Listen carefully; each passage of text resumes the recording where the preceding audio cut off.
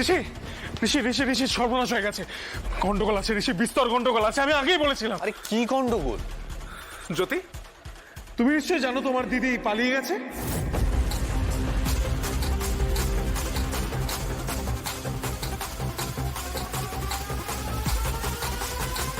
কাউকে কিছু না জানিয়ে ভোর রাতে তোমার দিদি হসপিটাল থেকে পালিয়ে গেছে।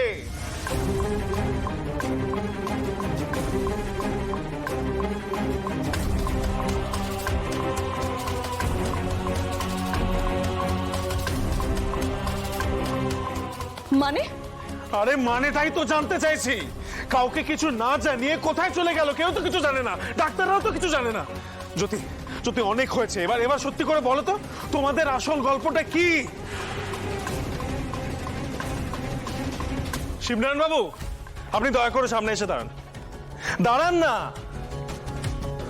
আর এই যে অচ্যুতানন্দজি, আপনি নাকি ওদের কুলো পুরোহিত, হসপিটাল অব্দি চলে যাচ্ছেন, বিবাহের জন্য আপনার প্রাণ একেবারে কাঁদছে। আপনার মেয়ের মতো নাকি ওরা? আর মেয়ের মতনই যদি হয় তাহলে সেই মেয়ে যে পালিয়ে গেল আপনাদের কিছু জানায়নি? আপনারা এখানেই দাঁড়ান, আমি পুলিশকে খবর দিয়েছি, ওরা আসছে। জ্যোতি, এখান থেকে কেউ বেরোবে না তোমরা। এক মিনিট, আমার দিদি হসপিটাল থেকে পালিয়ে গেছে মানে? বুঝতে পারলাম না।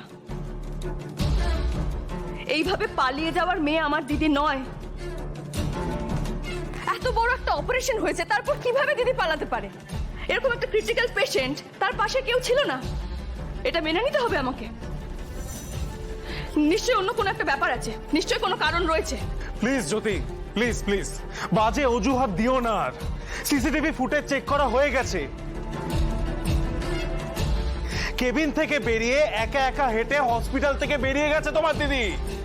কোথায় গেছে নিশ্চয়ই তুমি জানো, তোমাকে তো নিশ্চয়ই জানিয়ে গেছে।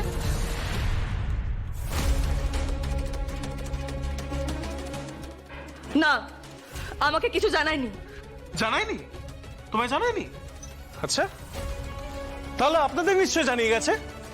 যেই কাল রাতে প্রশ্ন করা হলো যে এরকম অবস্থা কি করে হলো, অমনি সে অজ্ঞান হয়ে গেল। কিন্তু জানতে তো হবেই যে গোটা বিয়েতে তোমার দিদি কোথায় ছিল, কোথা থেকেই বা এলো, এতখানি চোটই লাগলো বা কি করে, সবটাই কিন্তু বড্ড সন্দেহজনক। ঋষি ঋষি, প্লিজ দয়া করে এবার নিজের চোখে ঠুলি গুজে আর রেখো না, সবটা দেখার চেষ্টা করো, প্লিজ একটু চেষ্টা করো।